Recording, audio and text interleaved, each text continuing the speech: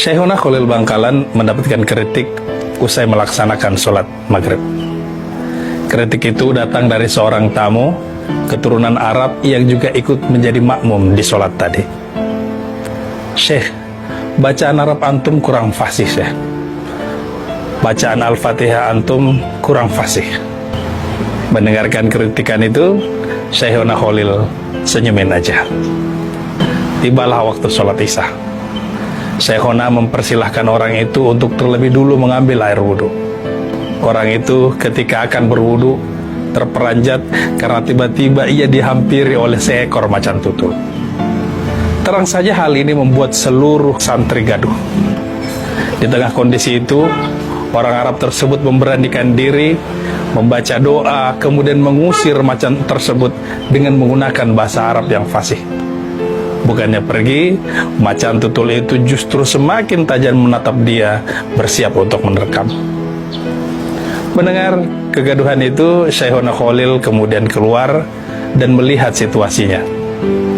Hanya dengan mengucapkan sepatah dua patah kata dalam bahasa Arab, yang mungkin bagi si Arab itu tidak fasih, macan tersebut justru pergi meninggalkan mereka.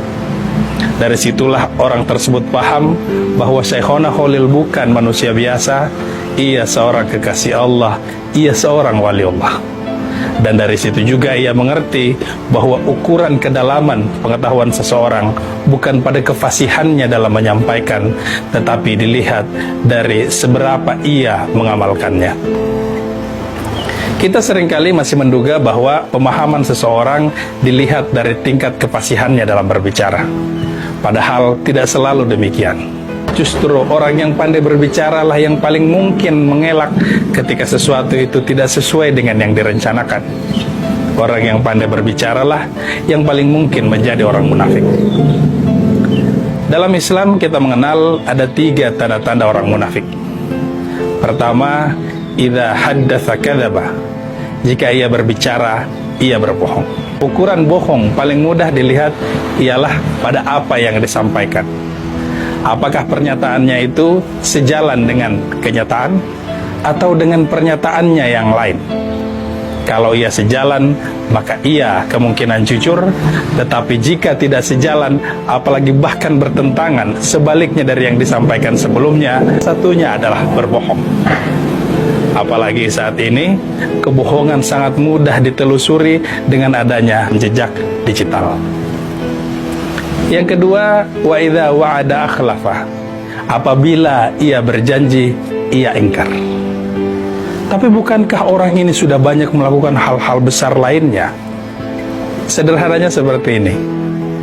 Janji ibarat utang. Ketika seseorang berhutang saat tidak memiliki uang, lalu beberapa saat kemudian ia memiliki uang yang mampu digunakan untuk membayar utang, tetapi bukannya digunakan untuk membayar hutang, ia gunakan untuk sedekah, menyantuni ayat yatim, lalu membangun rumah ibadah. Pertanyaannya, apakah semua kebaikan ini menggugurkan kewajibannya untuk membayar utang? Sama sekali tidak. Demikian juga janji. Apapun yang dilakukan sepanjang itu tidak sesuai dengan apa yang dia janjikan, maka sepanjang itu juga ia disebut sebagai orang yang ingkar janji. Yang ketiga, wa idza tumina khana. Apabila ia dipercaya, ia berkhianat.